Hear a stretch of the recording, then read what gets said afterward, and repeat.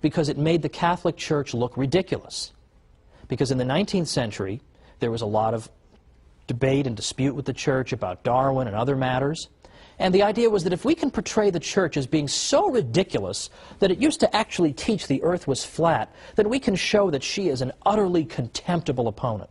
So they invented this story to cast the Church in an absurd, ridiculous light.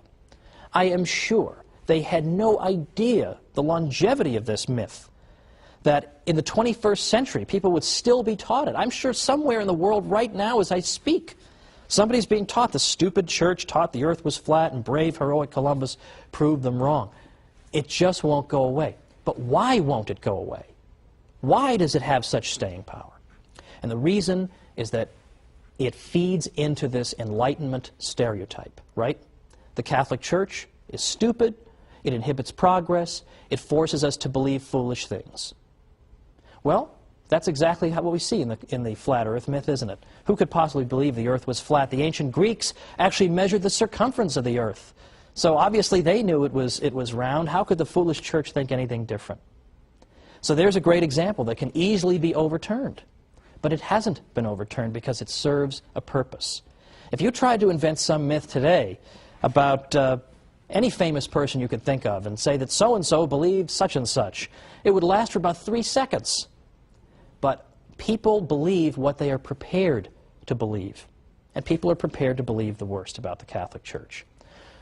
So the point of the series, the point of the next 12 weeks in which I'll be joining you, is to go after not simply these little myths, but to build up an edifice to show the glories of the Catholic Church. Not simply to say, well, the Church didn't really do this, or the Church wasn't really so bad over here. We're not going to make any progress if our message is, the Catholic Church, not as bad as you thought. We need something a little more vigorous, a little more vigor in our message.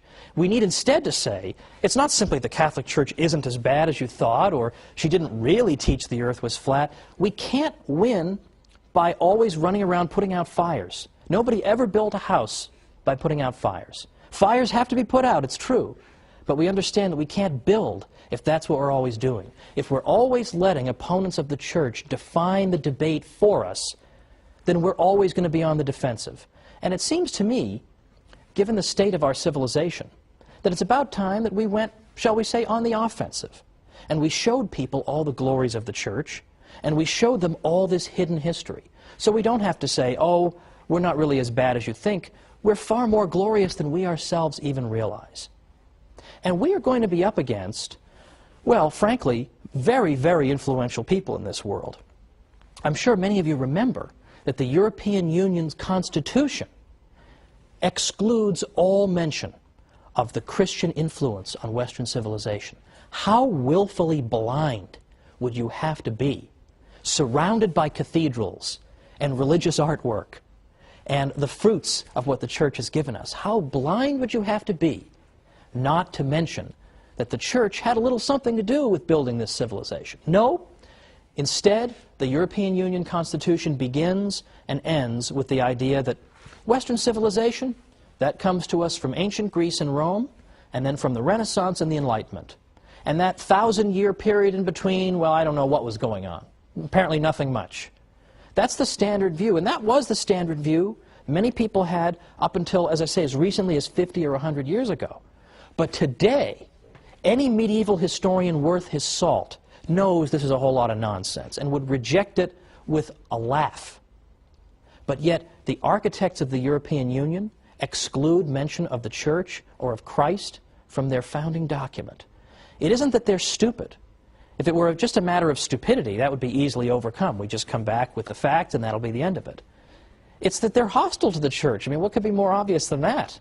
Look at what the European Union is up to half the time. Do they seem like pious Catholics, most of these people? They have no interest in spreading the truth about the Church. And that's why we as Catholics are under a particular obligation. We have to learn what we can about our faith. And we have to go and spread it. And we have to go and tell people the real history of the Catholic Church, because if we don't defend ourselves, nobody's going to do it for us. I actually wrote a book called How the Catholic Church Built Western Civilization, because I thought it was about time that we told our story. And that's what I'm going to spend the next 12 episodes doing, is telling our story.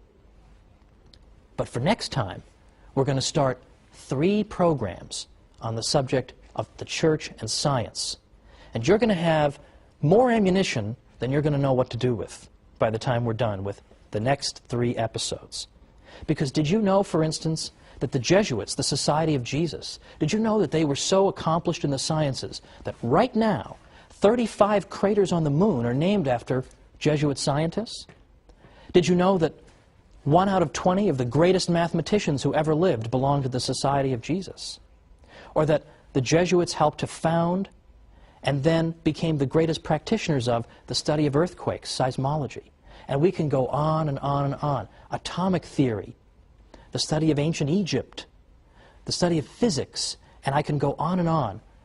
There are so many ways in which the Catholic Church contributed to the sciences.